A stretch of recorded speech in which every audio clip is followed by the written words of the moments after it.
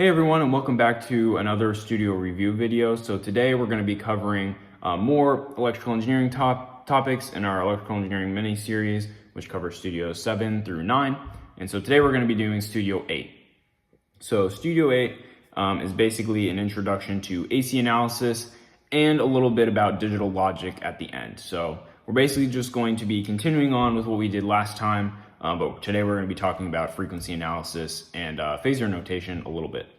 So just to sum that up, last time basically we talked about all analog circuits and introducing those three passive components: resistors, capacitors, and inductors.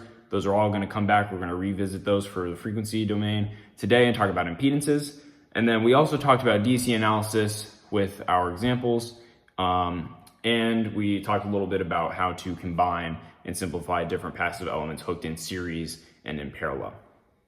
So now today we're going to continue with our analog circuits discussion and talk about AC analysis, as I said before, and then we'll finish up talking about CMOS transistor logic and introducing some different gates. So AND gates, OR gates, and NOT gates is what we're going to be talking about today.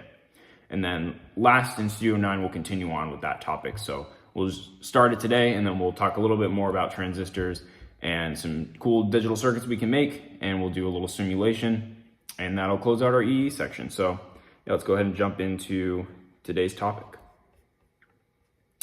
So our first slide here, our first topic slide, I guess I should say, is on AC versus DC analysis. So this is basically the same slide that we looked at last time. So I'm not going to go over this in depth again today because it's in the last studio video, so I don't want to waste time with that. But basically, DC analysis let us understand kind of what's happening with the circuit when a constant current is applied, and AC analysis is what's going to let us understand what's happening when we actually have a continuously varying signal at some frequency or a variety of frequencies. Okay, so now before we talk about each of our three passive components again, the first thing we kind of need to do is talk about how do we go from the time domain to the phasor domain. So this slide basically sums up the three transformations that we need to know for the purposes of this studio. So there's a lot more than this. But this is kind of the three that we need to do our derivations for different impedances of our three passive components. So basically, if you've taken like ordinary differential equations, you might have seen like Laplace transformations. This is basically the same thing. So it looks a little bit abstract if you've never seen this before. If you have seen Laplace transformations before, that's great. So this will hopefully look a little bit less abstract. It might look a little different, and I'll sort of talk about that. Basically, if you look up like a table of Laplace transforms and you see, Laplace of f of t is equal to capital F of omega maybe, or just capital F. That's basically the same thing we have here. So instead of f of t, we just have lowercase v of t, and then we have capital V. And we could just as easily have lowercase I for current and capital I, same deal. So voltage, current, it's the same relationships here, okay? So just to do one more of these, so d of f of t over dt, the Laplace transform of that you'd probably see SV. And so this is sort of an important note here. S is equal to j omega, and also another side note, because in math for the complex number, so square root -1, we use lowercase I. Here we're going to use j because we're already using lowercase I to represent current. So to avoid the confusion there, we're just going to use j instead of I. So just remember though that j, if you haven't seen this before, j is equal to -1 or square root of -1. Okay, so equivalently we could write all these like SV, and then we could say the integral of v dt is equal to capital V over S. So same thing, just keep that in mind, and we'll actually use this notation later when we do our example problems. So instead of writing j omega, we'll just write S. So as a simplification, a lot of times we'll do that when we're writing out transfer functions, which we'll talk about when we do our examples. So just keep that in mind. And another thing I want to point out, so we're using this name, right? Phasor domain. So when you hear phasor, you might think of phase. Well, it's not super apparent what's going on with our phase shift here. So you might think, there might be some phase shift between the input signal and the output signal, and you'd be right about that, but we don't really see that readily when we're seeing this. So just to sort of explain that a little bit, if we have an imaginary number, and I'm drawing the real imaginary plane here, but if I have an imaginary number, a plus jb, let's say, so a will be my real part of my imaginary number, and b will be my imaginary part. So now if I plot these two components, we'll see the imaginary number on the y-axis, and we'll see the real component on the x-axis. So now let's say I just have a point like this. So this distance will be a, and this distance will be b. Well, this idea of a phasor, how we get that phase part, is this angle right here. So this angle theta is our phase shift. So what we'll often see, this is basically just like polar form, which is something we talked about in Studio 2. So this is really the same thing. So r is, it's just the magnitude formula, a squared plus b squared, and the square root of all of that. And theta is basically just going to be the inverse tangent of b over a. And you'll often see this written out in polar form. So that's kind of the phasor notation, if you will, is just r and then the angle theta for your phase shift. So that's really what we're talking about. This just kind of lets us do math a little bit more easily with complex numbers. So we don't really have to worry about, J, we just see the magnitude and the phase. So this maybe makes things look a little bit more real, maybe. It's just a little bit more readily apparent what's going on here when we write it out like this. So you'll often see it phasor written out like in this form, but today we're going to just be keeping it in this complex form with j omega or s. So now we're going to move on to talking about the impedance of each of our three passive components. So we're going to come back to resistors, capacitors, and inductors just like we had last time. So this time we're just going to be talking about impedances, and impedance basically is kind of just like resistance. It's not quite like resistance, but you can kind of think about it in that way. It's really just the opposition to current flow, but when we have capacitive and inductive components, we'll see that imaginary part come in, and that imaginary part we refer to as the reactance. So the real part, so like A, like I had before, will be your real part, and that'll be your resistance, and then B will be your imaginary part, and we call that the reactance. So starting off with resistors, we're not really going to see the reactance. As we said last time, resistors, their resistance does not vary with frequency. So the impedance is actually just R. It doesn't really have a complex component.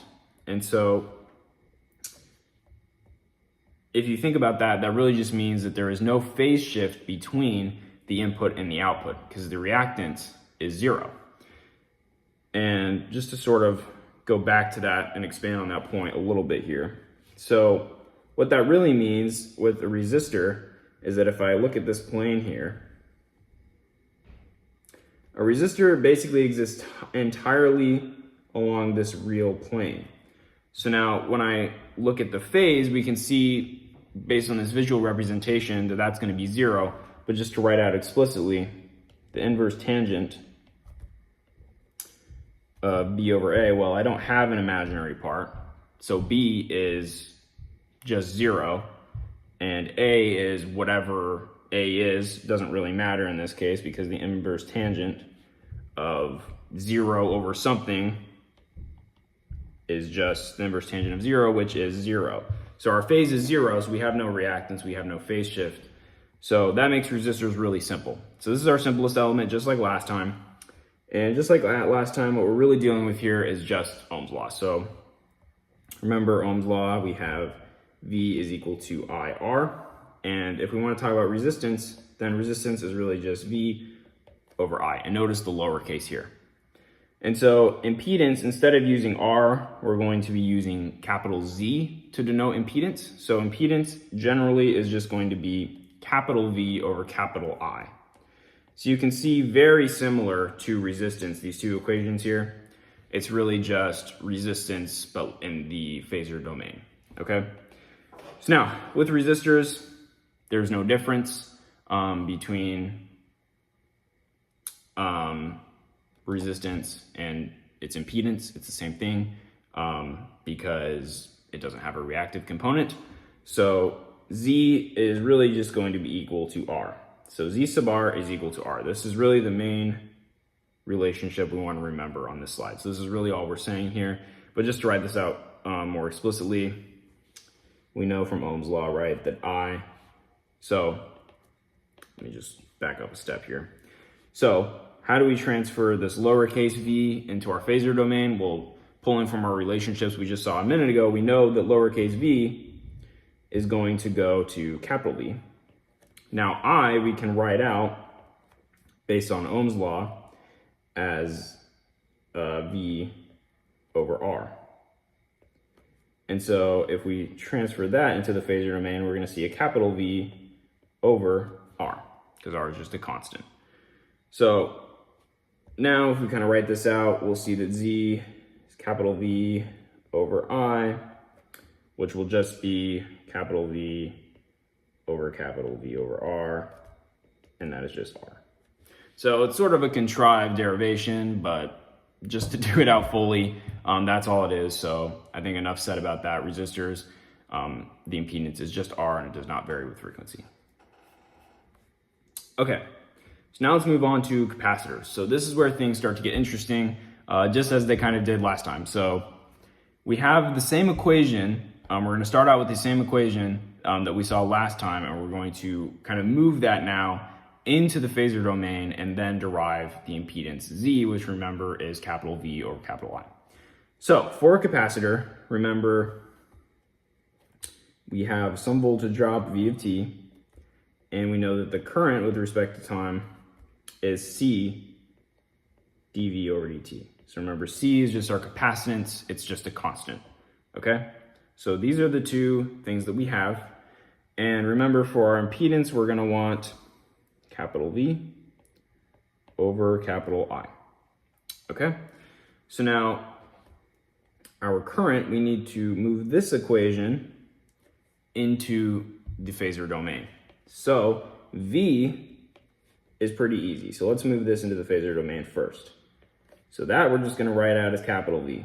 So that's pretty simple. So now I of t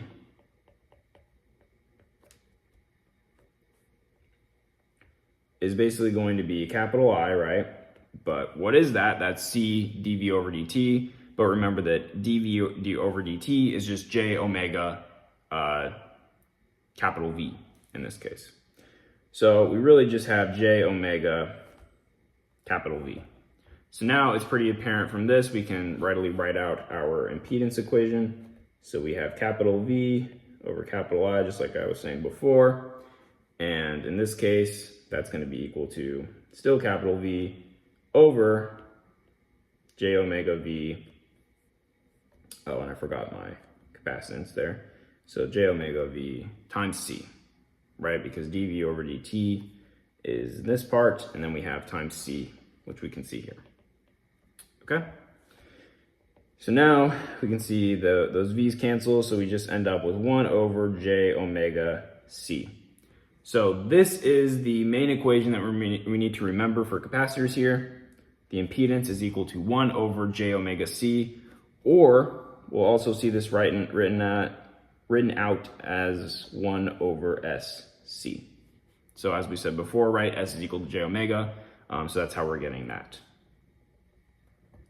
So what's interesting about this is that this again kind of lets us understand from a different perspective now in the phasor domain how capacitors react at low and high frequencies. So we talked about that last time for the time domain using that equation, this equation right here. But now we can kind of see this in a different way with a different equation, and we're going to get the same result. So what we expect is that at high frequencies, a capacitor is going to start acting more and more as a short. So if it's a short, then the impedance should tend toward 0. So let's see if that's what we see. So if omega, which is our frequency component, gets higher and higher and higher, then this denominator basically tends toward infinity, and 1 over infinity approaches 0. So that is what we see. So the impedance does go towards 0 at super high frequencies. So if the frequency tends toward infinity, super high, then our impedance basically drops to 0. And also we expect the capacitor to look like an open circuit at super low frequencies or even at DC. So let's see if that's the case. So at super low frequencies, so let's say omega is equal to 0. There is no frequency, it's DC. So J times 0 times C is just 1 over 0. Well, 1 over 0 is undefined and it approaches infinity. So we see the impedance is actually infinitely large at DC, which makes sense because that would be consistent with no current flowing across the capacitor. So we see in a different way with a different equation, the same result. So we can analyze circuits from the time domain like we saw before, and equivalently we get the same result if we look at the phasor domain, frequency domain like we're doing now. Okay, so now let's see if that holds up for the inductor. So first things first, we're going to start off with our derivation just like we did before. So now in this case, we have the current, I of t, and now we just need a voltage. So the voltage, just like we saw last time, is going to be the inductance L times di over dt. Okay? So now remember, for our phasor, or I'm sorry, for our impedance, we want capital V over capital I. So our current, we already have that as I of t, so we can easily transition that into the phasor domain, so we'll just have capital I. Now our equation here is going to be a little different here. So V of t we need as capital V, and that will be L and then J omega capital I. Okay?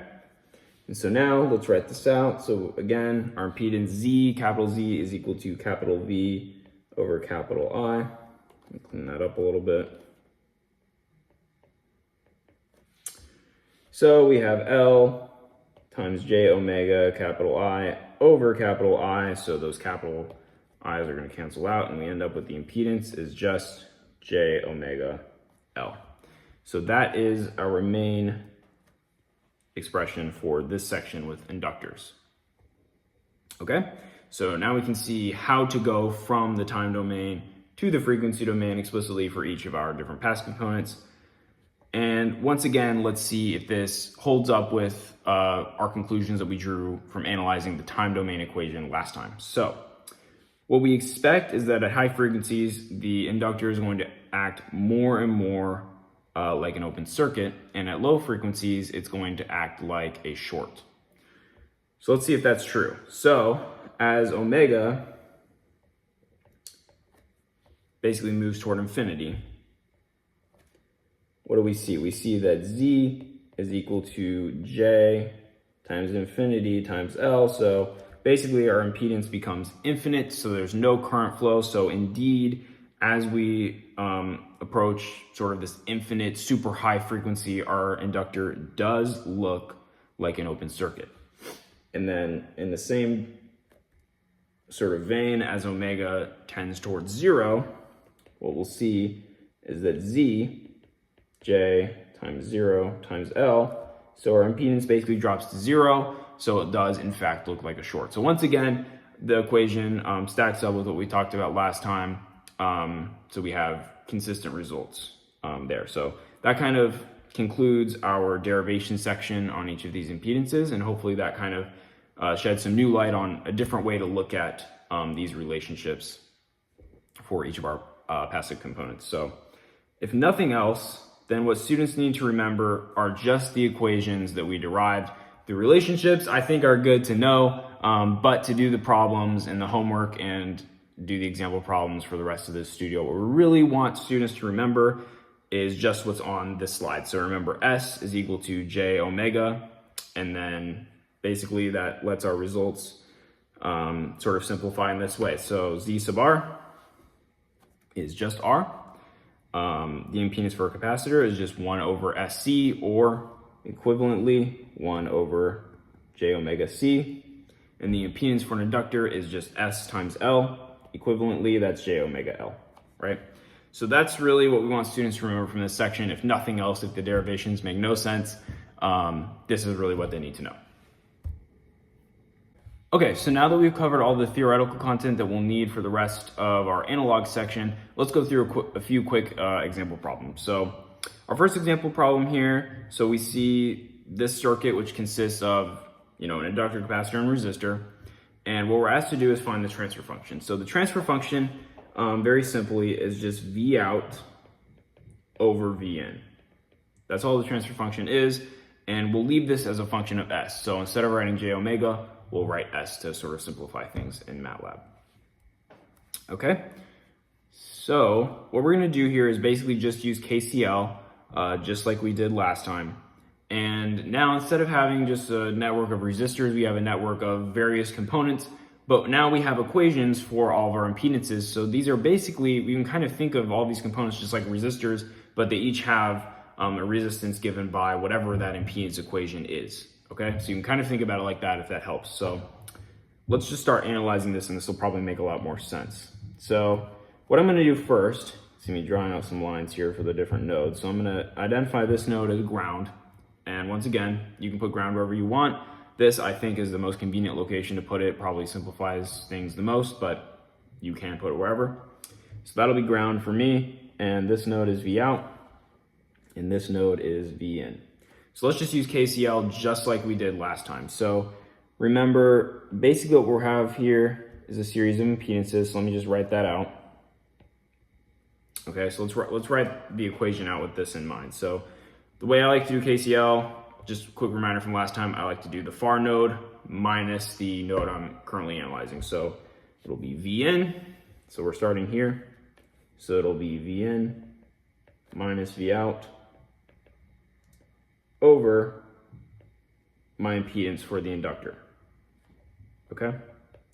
Plus now we'll do the capacitor, 0 minus V out over the impedance of the capacitor, plus, once again, 0 minus V out over the impedance of the resistor, all equals 0, okay? So what we've done is we've analyzed our currents moving through each of our components using KCL, and now let's just kind of write this out explicitly using our impedance equations that we have. So I'm just gonna do a little bit of erasing here and replace some of this stuff. So we have Z sub L. Well, we know what Z sub L is, right? Z sub L is just j omega L or SL. So we'll just write that, SL. The impedance of a capacitor is just 1 over j omega C or 1 over SC. So we'll write that, 1 over SC. And the impedance of a resistor is just its resistance R. So that's what we have here. We just have R, okay? So there we go. Now we can kind of put this into MATLAB. We'll solve for V out, and then we can do V out over V in and get our transfer function pretty easily.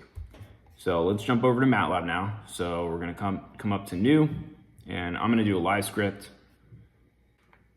Okay, so now that we're in MATLAB, I'm gonna denote this as problem 1. And we'll just kind of write out our system of equations. It's really just one equation, so it's pretty simple here. So the first thing we're gonna do is go sims and then write out all of our variables. In this case, we actually have quite a lot of different variables. So we have S, we have L, C, R, and then we've got V in and V out. So we've got 6 different variables to write out in this case. So we're gonna solve our equation symbolically here. So now we'll just write out our equation. So we've got V in minus V out over S times L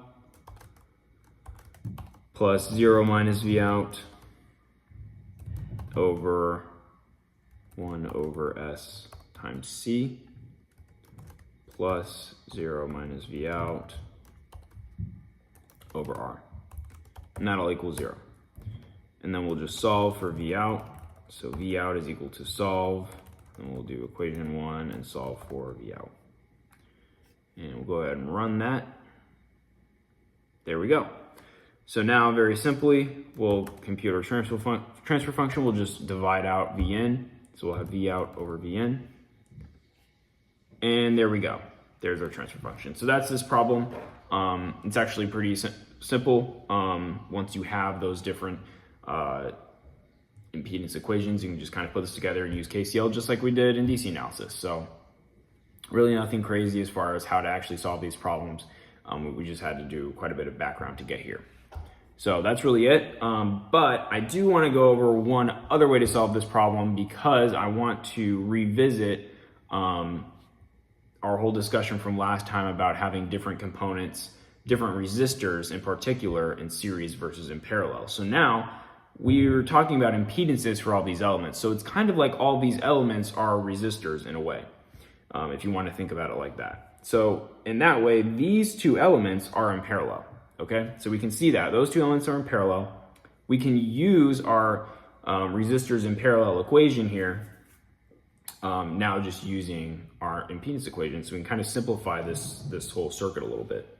So let's do that. And the reason I want to do that is just so we can have MATLAB do a little bit of work making a function. So I'm just going to write out this element as A. So A will just be these two guys hooked up in parallel. So this node will be Vn. We'll have ground down here. And we'll have V out right here. So now the impedance of A is basically just going to be 1 over the impedance of the capacitor plus 1 over the impedance of the resistor. So that's the same equation that we had last time, and if we had more elements in parallel, remember, we would just keep on tacking elements onto our denominator here. Okay, but we only have 2, so we'll stick with this. And then we have the impedance of the inductor is ZL. So now let's write out our new equation here. So let me switch colors here. So we've got Vn minus V out. Same deal for this part. Vn minus V out over the impedance of the inductor is just SL, just like before. And now we just have 0 minus V out just once over this impedance, which will be ZA. So I'm just going to simplify that and write it as ZA. But ZA is in fact equal to this whole thing. Okay? And this all equals 0. So now we can kind of solve this in a slightly different way if we recognize that those two components are in parallel. So now what I'm going to do is create a function for this parallel equation. So I'm going to basically make this resistors in parallel equation in MATLAB for an arbitrary number of elements in parallel, okay? So we're basically going to have a function. I'm going to call it PAR, and it's going to take in an array. And this array will basically be a series of impedance values. So it'll be, in this case, where we want to pass in Z sub C, and we want to pass in Z sub R as the input to our function. And we want it to spit out whatever Z sub A is, whatever that equivalent impedance is. Okay, and we want to do that for an arbitrary number of different elements. So let's write a function to do that, because I think that'll be sort of an interesting activity, a little extra thing that we can do with MATLAB. So let's write a function. So like I said, I'm going to call that par. So jumping back over to MATLAB now. So we have par is equal to par array. And I'm going to put end, so this will be the end of my function. Make some room here. So what we need to do first is basically determine what the size of our array is. So how many elements do we have in parallel? So to do that, MATLAB actually has a built-in function. So I'm going to create a variable. I'm going to call it size A for size array. And then I'm going to call MATLAB's function, which is size. And you can see it wants me to pass in an array. That's great. I called my array, so there we go. And this is basically going to determine the dimensions of whatever matrix I passed into size. So notice I said matrix instead of array here. So let me show you what I mean by that. So let me comment this out.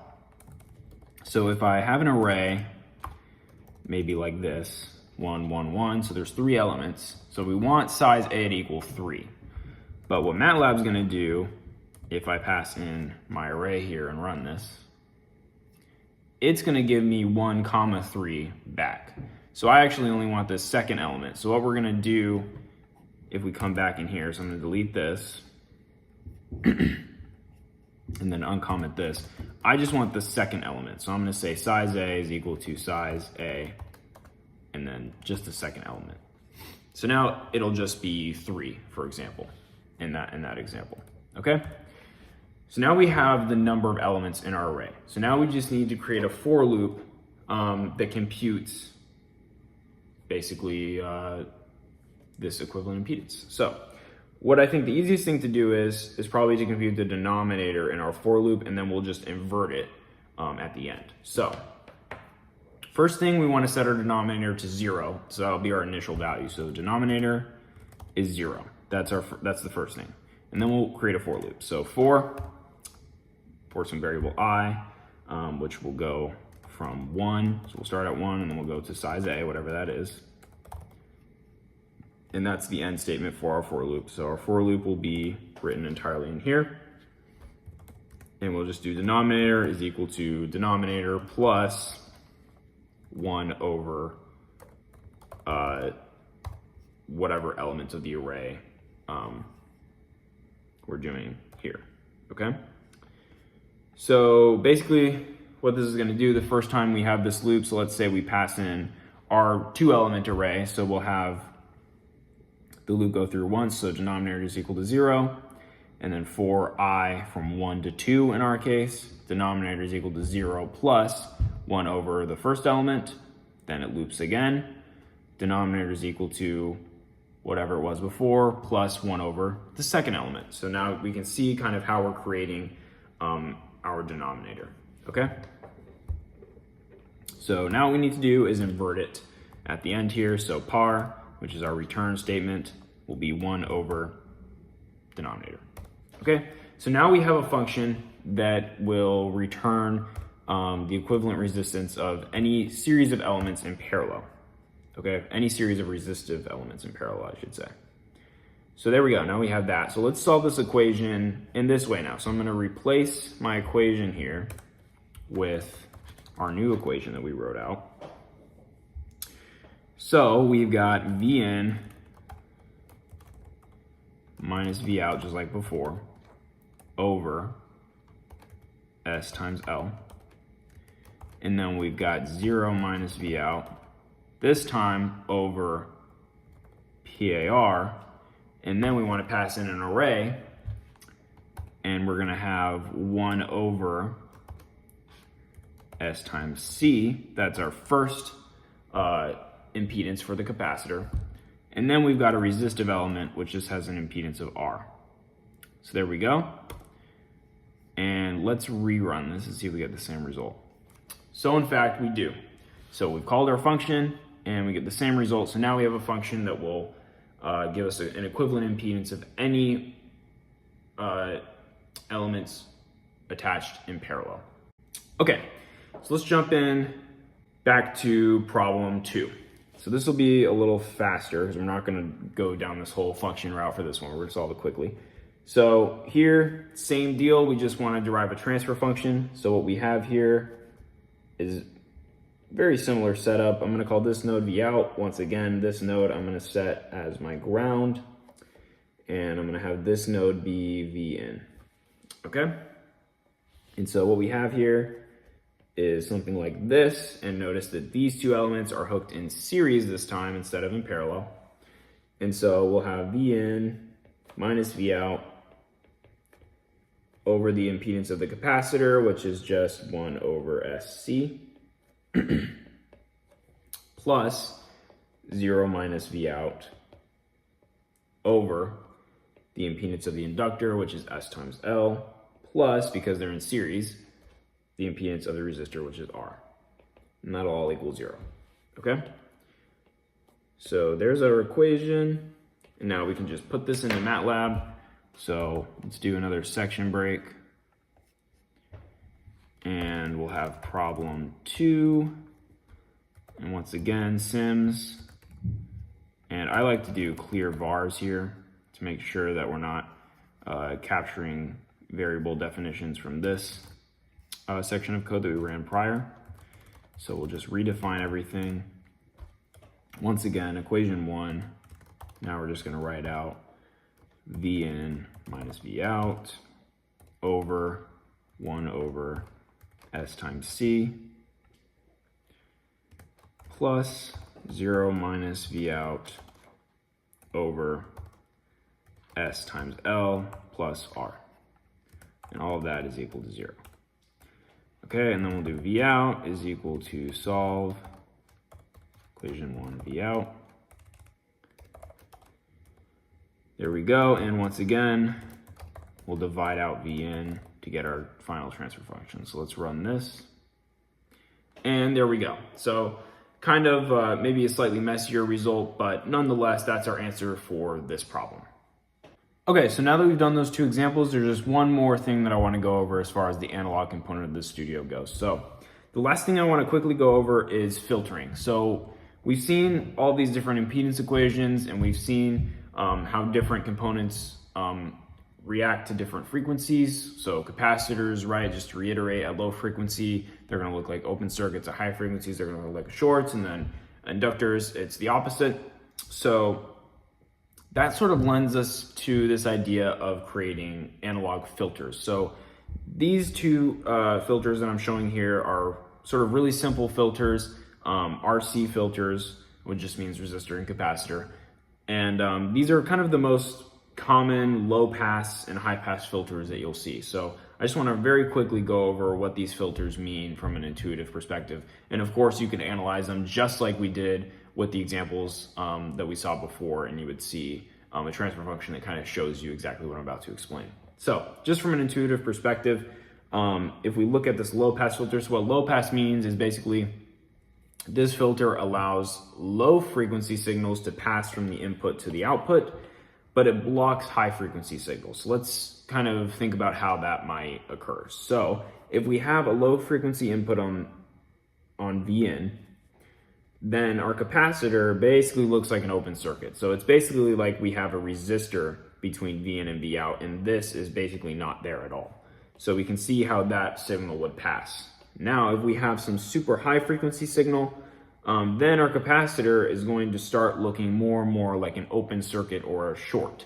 Or I'm sorry, not an open circuit, but a short. And so in this case, if this is just a wire now, and let's say this node will set to ground, then V out is basically just 0 in that case. So that's sort of how this filter is working. So now in a similar way, we have a high pass filter, and we can see we've just kind of flipped the position of the capacitor and the resistor. So what's happening here, if we have a low frequency input, then our capacitor looks like an open circuit. So basically this connection is gone for a low frequency input. And then in that case, this node we can call our reference node or ground, so V out is just 0. So now at a high frequency input, what we'll have is this capacitor starts to look more and more like a short or just a wire, right? So then V out is just equal to V in, so those signals pass. So essentially what we have here is just a very simple filter that lets us either pass low frequency signals or high frequency signals, and you can set a specific cutoff for the frequencies that you will allow to pass using the circuit setup. So that's just one more quick thing that I wanted to throw in there. Not going to get into any equations for the cutoff frequency or anything like that, but just a quick note that this whole topic kind of lends itself into creating filters. Okay, so far we've talked strictly about analog circuits, and analog circuits are great for performing a variety of tasks. So we can do power amplification, we can do simpler things like voltage division using resistors, we can do power rectification for your wall outlet, we can do filtering as we just saw on the last slide, a variety of tasks we can do. And really all circuits are analog at the end of the day. The difference with digital circuits is that we're dealing with just two discrete logic levels in digital circuits. So with analog circuits like we've been seeing, we see these continuously varying input and output signals that vary across time continuously, right? With digital circuits, we just have these two logic levels. So we have a 0 or a low, and we have a 1 or a high. So that's the real difference here. And before we get into this, we're going to be talking about transistors in this section of the studio. So just a brief definition of what a transistor is if you don't know. It's basically a circuit element that allows you to control a current using a voltage. So we'll be talking about MOSFETs in this studio. So I'm going to use terms like gate, drain, and source. So with a MOSFET, you basically apply a voltage at the gate, and that allows you to control the current through the drain and the source. There are other types of transistors, but those are the ones, that's the type that we're going to focus on for this studio. So that's kind of just a basic definition for you. And we'll talk more about transistors next time and physical structure of transistors. Okay. So on this slide, we're basically laying out a series of rules that we'll follow for transistor operation. So there's two types of transistors that we're going to be talking about today. We have PMOS transistors and we have NMOS transistors. So PMOS transistors turn on when a logical 0 is applied to the gate. So if a logical 0 is applied to the gate, then there will be current flow between the drain and the source. If a logical 1 is applied at the gate, then there will not be current flow between the drain and the source. Now, the NMOS is exactly the opposite of that. So when we apply a logical 1 to the gate, we do get current flow between the drain and the source. And if we apply a logical 0 to the gate, then we do not get current flow between the drain and the source. The transistor turns off. So there's one more rule that we have to keep in mind here, and that is that NMOS transistors are better at passing logical lows, and PMOS transistors are good at passing logical highs. So there is a reason for all of this and all of these rules, and we'll talk about those next time. For now, we're just going to take those for granted. So just remember those things. So NMOS, good at passing logical lows. They turn on when the gate is 1. They turn off when the gate is 0. PMOS, good at passing logical highs. They turn on when the gate is 0 and off when the gate is 1. Okay. So this kind of lends us into this CMOS, and CMOS is just PMOS and NMOS put together in the same circuit. And CMOS, so we have a pull up and pull down network. That's what we're going to be seeing in all of these transistor network structures that we'll be talking about for the rest of the time. So because of what I just said before, I was saying before that PMOS is good at passing logical highs, right? So we always see the PMOS transistors put at the top of the circuit so that they can pass this VDD signal. And VDD will be whatever our upper supply rail is. So that might be 3 volts, it might be 5 volts, whatever it is. Okay, so PMOS, it's better at passing VDD, and so we put that at the top of our network. NMOS is better at passing logical low, it's better at passing ground. So ground, remember, is going to be 0. So NMOS is going to be better at passing that, so we put it at the bottom.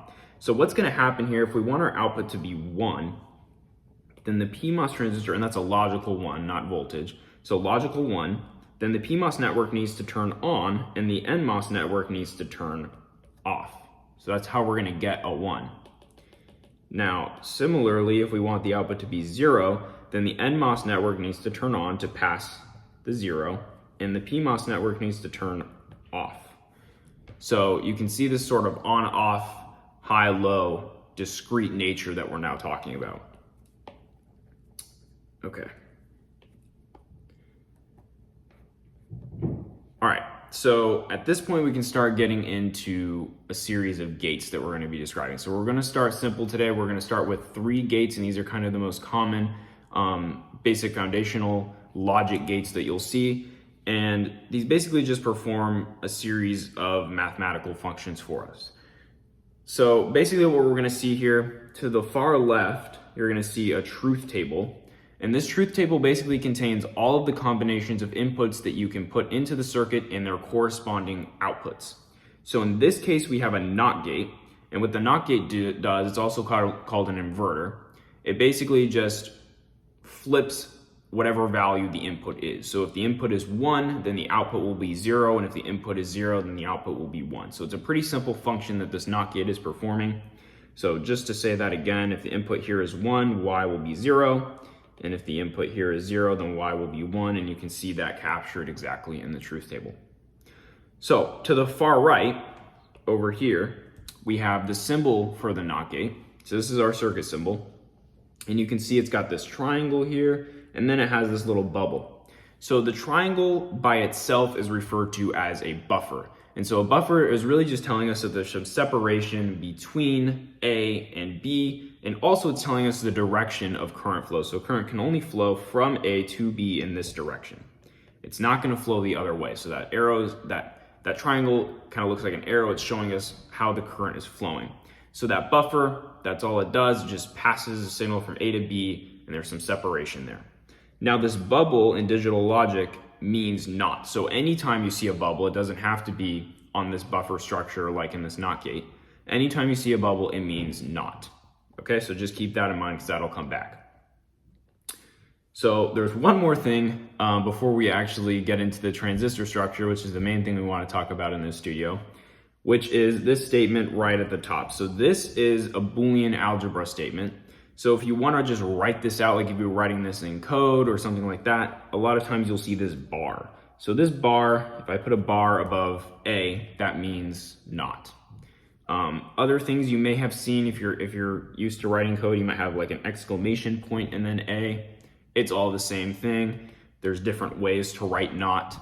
This is the notation I'm choosing to use because mostly in circuits, you will see this notation used most commonly.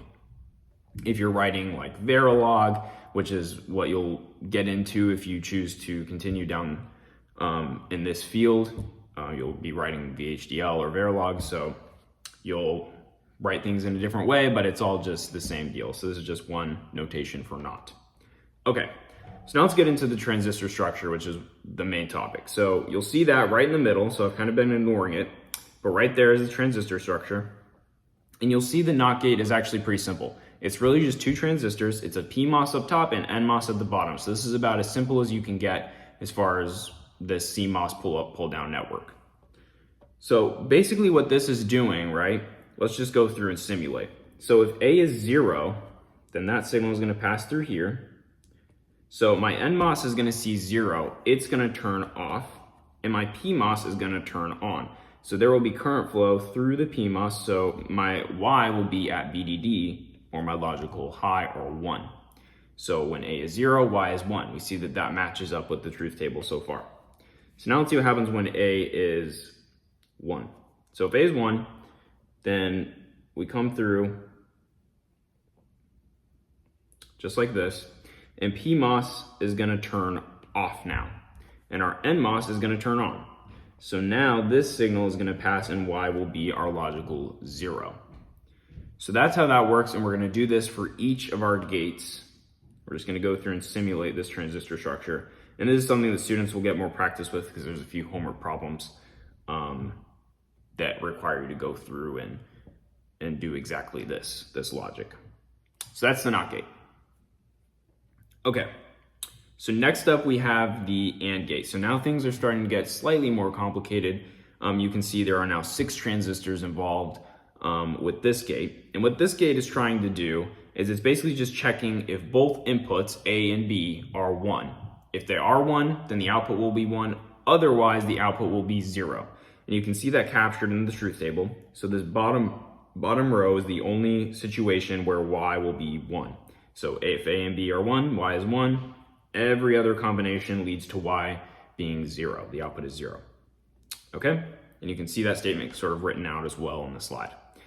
Also, the symbol here, right at the top, that Boolean algebra expression, really you'll often see this written out like this. You'll see Y and then a dot B, that means and, or you'll not see the dot at all and you'll just see AB. So multiplication is basically associated with and. That's what that means. Okay. So now to the right, before we get into the transistor structure, this is the symbol. So we have the 2 inputs and the output. And then finally, let's kind of go through and check all the combinations that are in our truth table with that transistor network and see if it's making sense. Okay, so let's start off with A and B both being 0. So if that's the case, then our signal, let's start with A. So our signal is going to pass like this. So that PMOS is going to turn on and that NMOS here is going to turn off. So right off the bat, we see that there's some signal propagating through here. So this node is at a logical 1 now. So we could kind of continue and figure out the output from here, but let's go to B and make sure that everything else follows correctly. So this transistor is going to turn off again. And this one is also going to turn on, so it will also pass that same signal, logical 1, to this node. So now if this is 1, then it's going to come to this structure. Notice this is the same structure as our inverter that we just saw. I'll come back to that point at the end. So that PMOS is going to turn off and the NMOS is going to turn on. And so finally our Y is 0. Okay, so that's the first combination. So let me erase this. We'll go to the next one. So if A is 0 and B is 1, let's see what happens. So let's start with A again. We'll come through here. So the PMOS, once again, is going to turn on. So that's going to pass a logical 1. The NMOS will be off. Let's look at B now. So B is propagating through here like this. This PMOS is actually going to turn off this time, and this NMOS will turn on. But that signal is going to come up here. It's going to go to this node, and then it can't go anywhere because these two transistors, let me switch color now. These two transistors are in series, so both of them have to be on for that ground to pass. Okay, so in this case, we see that 1 is propagating here. So just like last time, the NMOS is going to turn on and our PMOS is going to turn off. And so we see that signal pass from ground to Y, and Y is a logical 0. Okay, there we go. So now what if A is 1 and B is 0? Let's see what happens. So if A propagates through like this NMOS is going to turn on this time. So there will be a signal passing here. We don't know what that signal is yet because we don't know what the bottom transistor is doing. And then we'll see that one come to the PMOS. That PMOS is going to turn off. So now B is going to come through and decide what's going to ultimately happen here. So B is going to come through. It's going to turn this PMOS on. So right off the bat, we see this node should be 1. And B is going to come through here. It's going to turn this NMOS off. So unfortunately, this node is just floating. It's not really doing anything. In fact, it'll be at a logical 1 because now it's connected to VDD. So now we'll see 1 come up here. And just like before, this guy's going to turn on and this guy's going to turn off. So ultimately, what's going to happen is we'll see that signal come up through here and Y is going to be equal to 0 again. All right, so we'll set up for the last combination now. So now what if A is 1 and B is 1? So in this case, A is going to propagate through like this. So here we go. So in that case, this NMOS transistor will turn on. This PMOS is going to turn off. Then B is going to propagate. And finally, that bottom NMOS turns on. So now both of those transistors are on. Ground does pass to that node. So there's that. And that PMOS transistor is going to turn off. So that's good. So we didn't short anything out. So now we're going to come up here. This PMOS is going to turn on now, finally. And Y is going to be 1, and just to be sure that NMOS will be off. Okay? So we see this structure does in fact perform the function specified by our truth table. So that's the AND gate. Okay, so the last gate we're going to talk about here is the OR gate. So once again, you'll see the truth table over here to the left. And what this gate is doing is it's basically checking if either input is 1. If either input is 1, then the output will be 1. So the only combination for which the output is not 1 is if A and B are both 0. And you can see that in the top row here. So once again, this is 6 transistors. You can see that in the diagram. And then off to the far right, you'll see our symbol. So there it is, kind of similar to the AND gate. And then last thing before we get into our transistor structure is this Boolean algebra expression. So for an OR gate, we're going to have Y is equal to A plus B, just like it says at the top of the slide there. Okay? So in this case, let's start off again with A and B both being 0 and see what happens. So if A is 0, we'll just start with A again. So we're going to see 0 come through here. So this transistor will turn on. So that signal is going to propagate. Comes down here. This NMOS is going to turn off. Now B comes through also at 0. So again, this transistor now turns on.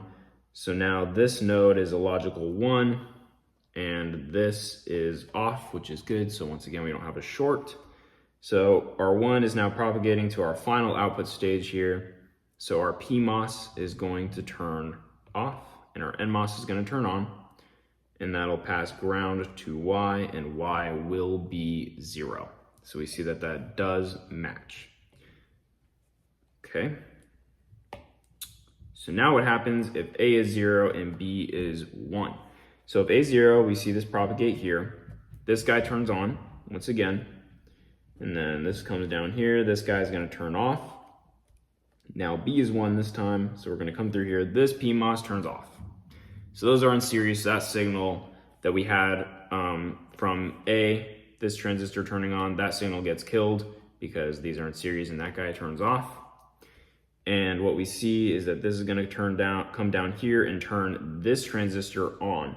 So now we see ground propagating through that transistor, and this whole node is at a logical 0, and that's going to get applied to this output stage here, this inverter structure. And that is going to turn this PMOS on, and so VDD will be passed, and Y will be 1, and just to be sure, the NMOS is in fact off. So there we go. That again matches our prediction of what should have happened. All right, so now let's see what happens if A is 1 and B is 0. So if A is 1, then we come through like this, and we get to this transistor. This guy is going to turn off. In this case, this guy is going to turn on. So right off the bat, we see this node is at a logical 0. Then B is going to propagate through here. It's going to turn this, it's going to turn this on, but it doesn't actually do anything because the upper transistor is turned off. And then this guy is going to get turned on. So once again, we see 0 propagating. And then we get to here, this output inverter stage, and our PMOS transistor is going to turn on. So we do see Y being equal to 1, and our NMOS down here is going to turn off. So there we go. So Y is 1 again. All right, let's set up for our last combination. Okay, so if A is 1 and B is 1, let's see what happens. So we're going to come through here. This guy's going to turn off. It's going to come down here. This is going to turn on. So that passes. And then B is going to come through here. That's going to turn this guy off. And it's going to turn this transistor on. So once we see that propagating. So this node is at 0. And then we're going to see that come down to our output stage. Our PMOS transistor is finally going to turn. Well, it's going to turn on once again. And then we see this transistor turning off. So in fact, Y is 1 once again for our final combination. Okay, so there we go.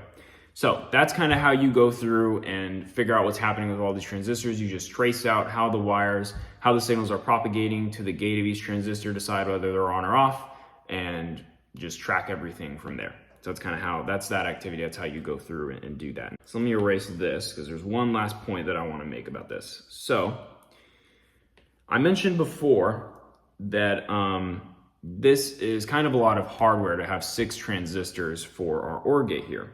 So when we see digital circuit designs implemented in hardware, we really won't use AND or OR gates. So let me go back to the AND gate as well, and I'll erase all this. So same deal, 6 transistors. So this is pretty expensive. We want to try to reduce the number of transistors so we can reduce costs in hardware. So I mentioned before that this final output stage looks just like our inverter, which we talked about before. So let me scroll up to that. So keep this in mind, this inverter structure. And then if I come down here, you'll see that same structure on the output stage of our AND and our OR gates. So what we actually do in hardware is we usually use NAND and NOR gates. So a NAND gate, the symbol for that is just the AND gate with a bubble, because remember that means not, and we just rip this inverter out. So it's basically just this part of the circuit. So it'll basically be the opposite of an AND gate. Now for an OR gate, what we do is once again, we rip this out, same deal, and then we have a NOR gate, and you can probably guess what the symbol is going to be. We have our OR gate, and then we just have our bubble to tell us that it is not OR. Okay, so we just ripped that out. Now we have 4 transistors. So that's just a little side note there, thing that might be interesting as far as how you implement these things in hardware. But that is it for this studio. So thanks everyone for watching this, and I'll see you all on the next one.